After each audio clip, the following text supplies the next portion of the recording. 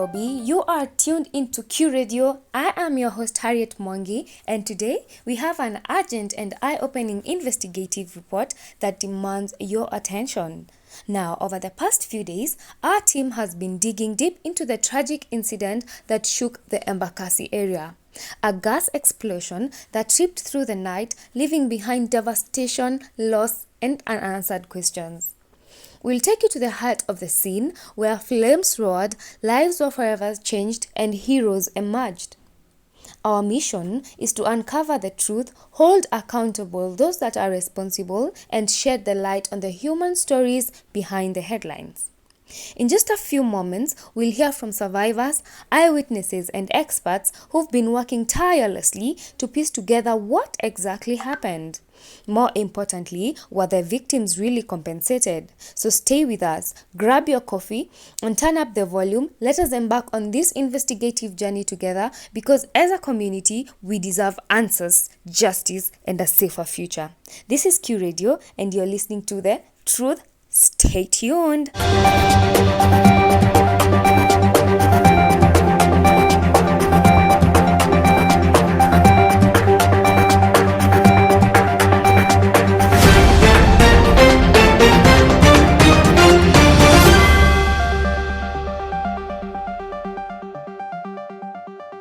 On the night of Thursday, the 1st of February, a catastrophic gas explosion rocked the Mradi area of Embakasi, Nairobi County. The incident resulted in loss of life, injuries, and extensive property damage. Our investigative team delved into the details to uncover what exactly happened and interviewed survivors and witnesses to piece together the events leading up to the explosion. At approximately 11:30 p.m., a massive explosion occurred in the Mradi area of Embakasi. The source of the explosion was a lorry carrying gas cylinders. The blast was so powerful that it ignited a fireball engulfing neighbor structures. Our investigation revealed that the lorry was transporting a significant number of gas cylinders. The explosion was traced back to a liquefied petroleum gas plant in the area. According to government reports, the blast resulted from incorrect refilling of gas cylinders at the Containers Company Limited. 3 people lost their lives in the explosion. Over 270 people were injured, with varying degrees of severity burns. The Oriental Godown, a commercial property dealing with garments and textiles, was completely destroyed. Several vehicles parked nearby were also consumed by the fire. The flames spread to neighbor residential houses, causing further damage. Emergency services, including firefighters and paramedics, rushed to the scene. Victims were evacuated to various hospitals for treatment.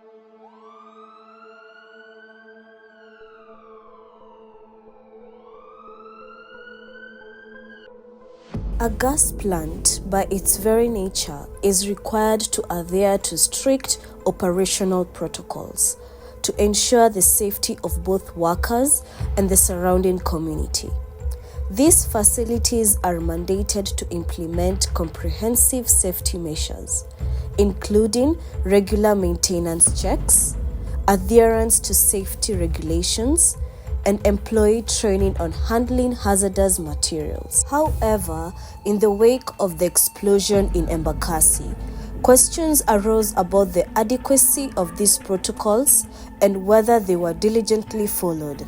In response to the catastrophe, political leaders swiftly mobilized to address the situation and provide assistance to the affected community. Statements of condolences flooded in from government officials, promising a thorough investigation into the causes of the explosion and a commitment to holding accountable to those responsible for any negligence or wrongdoing. There is a specific law in Kenya that addresses compensation for victims, including those affected by incidents like the Embakasi gas explosion. is the Victim Protection Act. This act was established to give effect to Article 50 of the Constitution and provide for the protection of victims of crime and abuse of power. It outlines the rights of reparation and compensation for victims, ensuring that they receive the necessary support and services. The Act also mandates the establishment of the Victim Protection Board, which is responsible for overseeing the disbursement of compensation claims as ordered by the court. The explosion claimed lives, injured hundreds, and left many more without homes. In the aftermath, the government's voice was clear, a vow to support the victims, but has this vow been honored? Asante sana, karibu baba.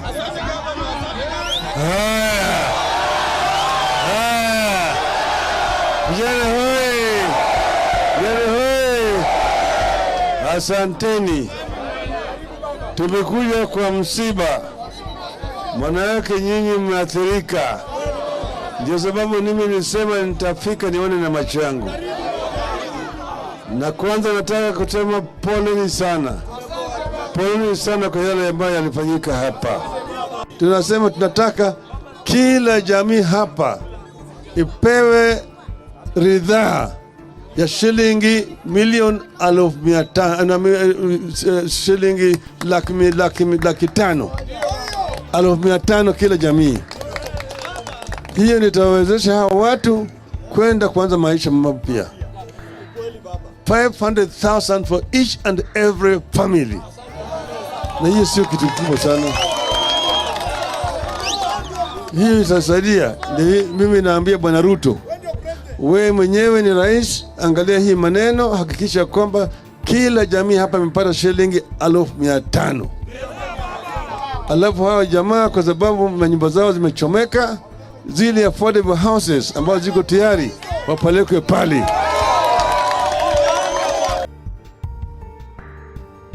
Is this really fair if the county government is deciding that these people should leave by 5 p.m.? And in addition to that, the amount of money that the county is proposing to give the people who are affected is 250,000 Kenya shillings. We've just had a meeting with the officials from the county, the CECs, the chief officers, even for disaster management. The budget for disaster management is 245 million Kenya shillings. If I'm right, Bwana MCA Karani, Mheshimiwa. And out of 245 million Kenya shillings, the county government is giving 250,000 Kenya shillings to the fire victims, not from an individual, but from the county government of Nairobi. Honestly speaking, this is inhuman, and the government, the national government, through the deputy president, promised the people of Embakasi East, the fire victims, that these people would be resettled within 1 hour. That is the promise that we were told, and he said it, and it's there on record. And how can a person be so inhuman to an extent that people who are burnt here must be forced out just because we are saying that we can't take care of them? This is so sad. And you could see when we were at the meeting, the CECs were walking out one by one, the chief officers were walking out one by one. They were called, given instructions probably to leave the meeting. We did not conclude our meeting well, but I told them that these people will not leave Embakasi Social Hall until there's sufficient evidence that they can be resettled well. These are human beings. These are not gods. Even animals have shelters. Even animals are sheltered. So the extent to which we can decide that the people who are now here should be thrown out. The problem with bans, when you get a ban, you will suffer because of two main things. Number one, your skin is exposed to the sun. Therefore, you lose water, you will be dehydrated, and somebody can easily die as a result of that. Number two, you can get infection from any other place because your skin is exposed to infection. Skin is the largest organ of the body. if you don't have a skin to protect you? And what about the sun? So definitely we are destroying the lives of these people. We are sending these people to the grave, and we won't allow that as a leader. On moral authority, on a humanitarian ground, we will not allow these people to live here until the county government, which has a fund, a kitty of 245 million that should take care of such disasters, that should take care of this by allocating sufficient money for people to go and rent houses. How much is a rent for these people in the slummy areas? Is 6,000 Kenya shillings per month. For 2 months is 12,000 Kenya shillings. These people will not work for the next 6 months because it takes at least 4 months for a burn to heal. So we need 12,000 for rent. Then we need food for these people. We cannot say that we brought rice and beans here, therefore we've given them food. These people must also be treated as normal people in the community. Okay? They must have balanced diet because now they also need a recovery process. Uwezi waweka hapa na maragwe na mchele kila siku. That should be taken care of. The third thing that should be taken care of is clothing. These people's clothes were burnt, raised down, including toothbrush, including a toothpick in a house, was burnt down. They have literally nothing. What they are carrying here are only their bodies with the clothes that they wore on that day. They've not changed. There is nobody who is taking care of this. Where did humanity go?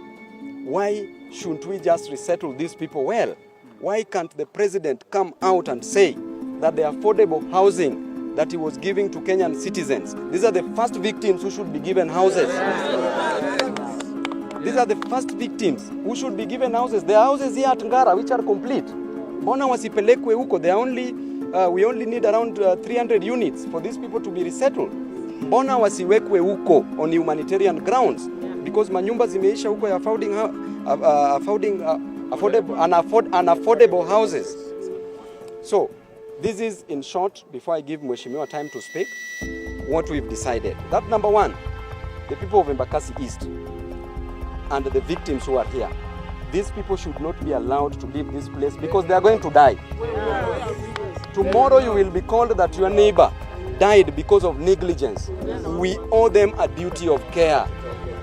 We will be vicariously liable for murdering these people. We will be vicariously liable for sending these people to their graves. Just because we agreed that these people should be taken out. Some of the officers were telling me there that wengine wanataka tu fare waende nyumbani kwao. Ukishapata fare, hiyo maumivu yote. Kama juzi walienda mpaka hapa, walienda Mama Lucy. Walifanya vizuri kuwave bills. Una give credit where it's due. Lakini madawa zenye ziliandikwa za antibiotics haiko hata moja ina prevent infection. What will that do to these people? Wakitoka nje, ile kitu nye walifanyiwa siku ya kwanza, the next thing utasikia infection imeshika mkono. The next thing unasikia mtu anakatwa mguu, anakatwa mkono, ama mtu anakufa. Some people wamekuwa burnt kwa face. Will you cut the head? Hawezi cut the head off. So, honestly speaking, let us take care of these people as normal human beings without putting politics in this. So, as area member of parliament, I will not allow these people to live here. If they are not settled well, and there are those in the hospitals, must never be discriminated on. Wawe treated equally. Hawa watu wote kama wanapata usaidizi, wote wanapata usaidizi equally. So mimi nataka kuambia ma relatives wa wenye wako hapa. Usikubali mtu wako atoke hapa. Kama uko na pesa ya kutake care of them, ni sawa. Kuna contribution yenye sofa, yenye MPs wamecontribute. Baba niliwaambia alitoa 1 million, mimi nilitoa 1. Kama mimi ndio natoa 1 million. County government of Nairobi natoa 250,000. Shameful. What is that? So generally, the least amount of money that these people should get, the least amount of money mwenye mtu atoke hapa na pia atajitibu, because akishatoka hapa hata rudi hospitali ataombwa pesa. Si ni kweli? Ataambiwa now we are taking care of you, kama we panga laini, toa pesa. The least amount of money that the county government should give is 100,000 per person. 100,000, you are sure utapata rent, utapata clothes, watoto wajaenda shule. Manyumba zao zimechomeka, watoto wako hapa wanalia. Ma uniforms zimechomeka. Kwani ni how much yenye inafaa sasa tupatia watu? So sisi pia kama MPs, we are contributing money. MPs have done well, they are contributing money, and so far tumefika 3 million Kenya shillings. So kama tumefika 3 million, county government na 245 million, tukitoa siasa inatoa 250,000 kupatia kila mtu 10,000 Kenya shillings. Hawa si watu wa Smoky wenye walikuwa napewa pale 10,000. Smoky at least uende uchukue tena stock nyingine, uchukue stock uwe sawa. Lakini hawa wataenda kazi wapi for the next 6 months, for the next 1 year?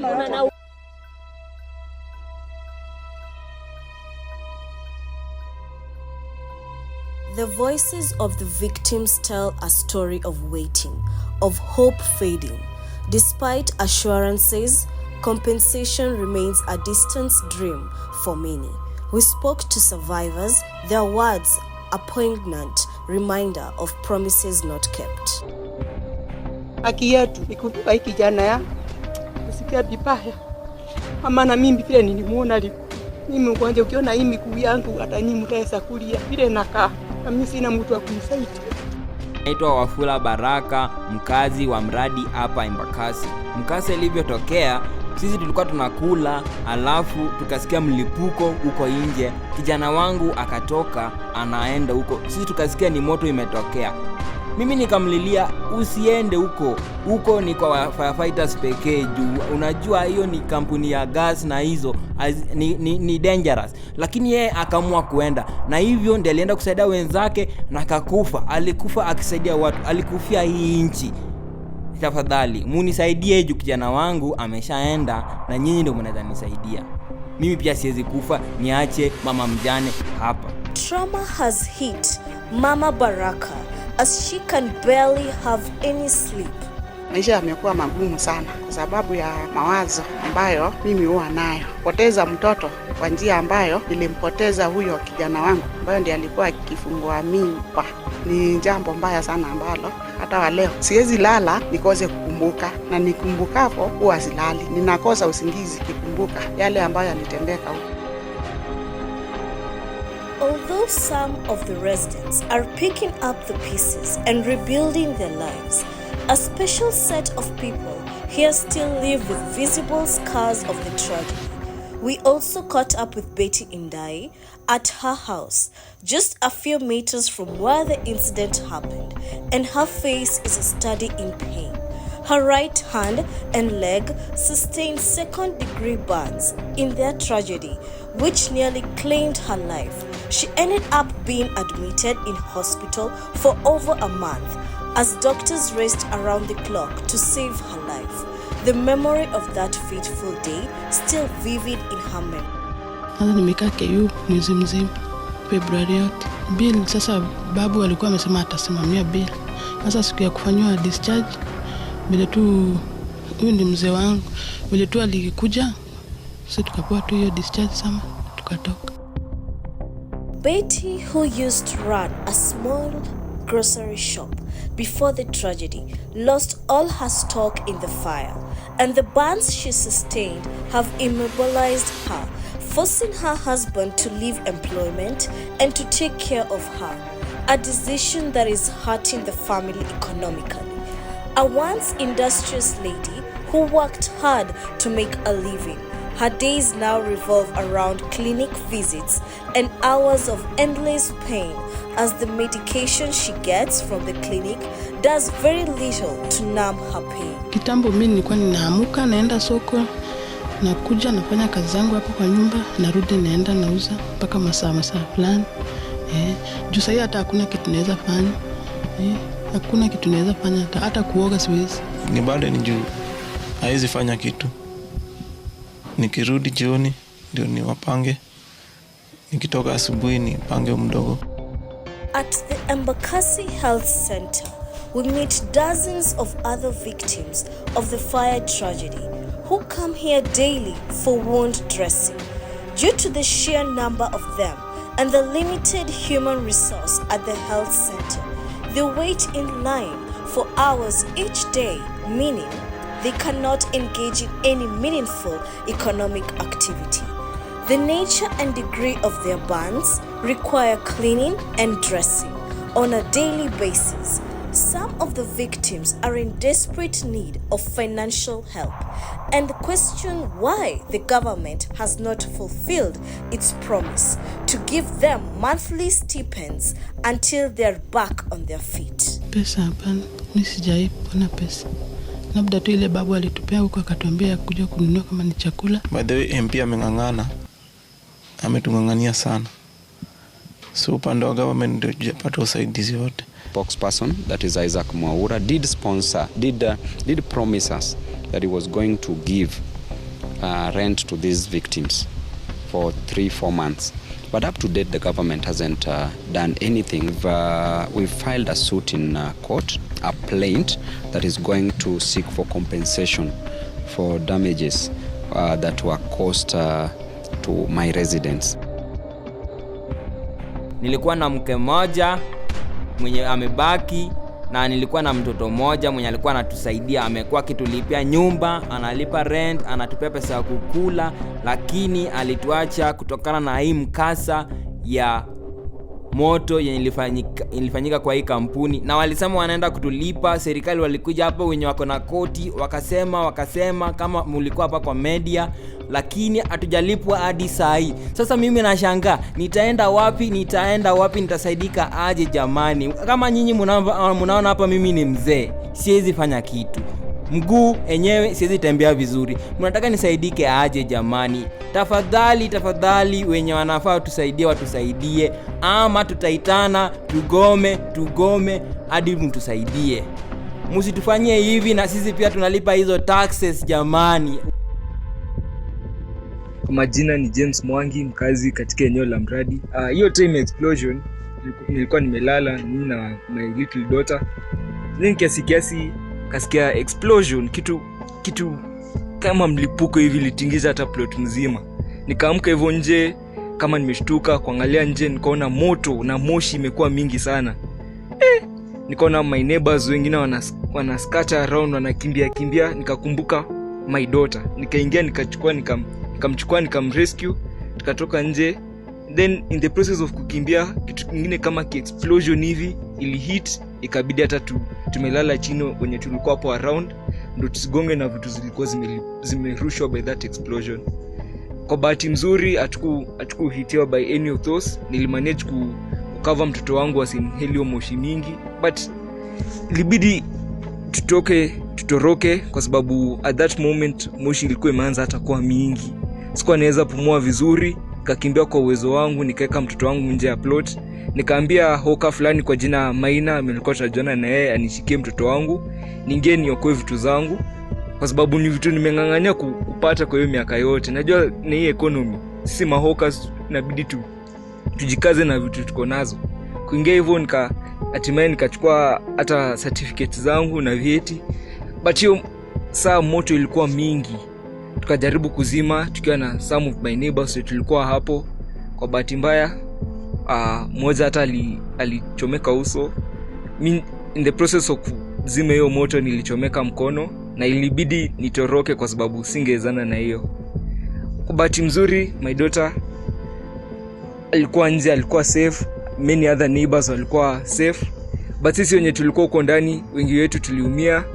Wengine walichomeka, wengine wameumia, wengine wamepoteza wapendwa wao. Sisi tumebaki majeruhi, tumepoteza bidhaa mingi sana. Tunabaki tu tukilia kila siku. Asubuhi nika realize that nimechomeka sana. Nilikuwa na burns, kabidi niende hospitali nifanyiwe dressing.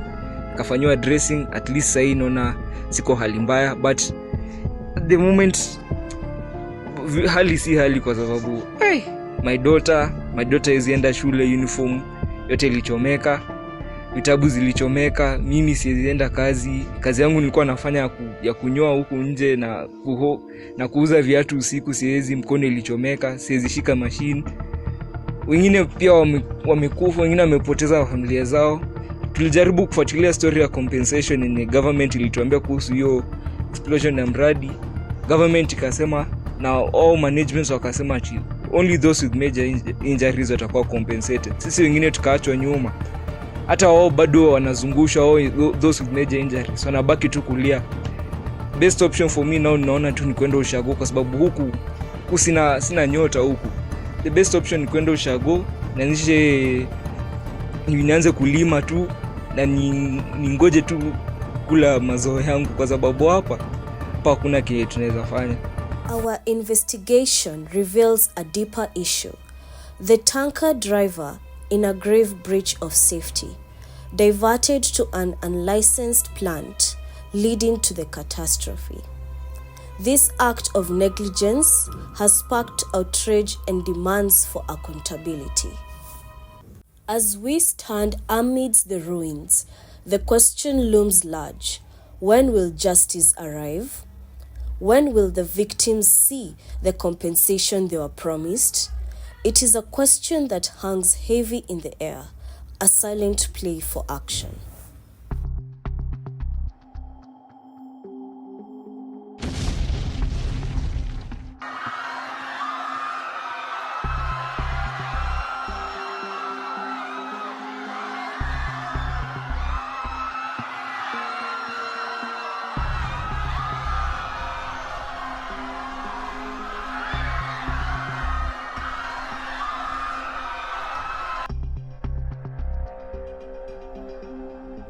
As the community grapples with the aftermath of the explosion, questions linger about the safety of residential areas located near industrial facilities. While the government has taken steps to improve the safety standards, including zoning regulations and emergency response protocols, there remains a pressing need for greater vigilance and proactive measures that safeguard communities from potential hazards. Stay tuned for updates on these developing stories, but for now, we hold the victims and their families in our thoughts. Good night and stay safe. I have been your host, Harriet Mwangi. See you next time.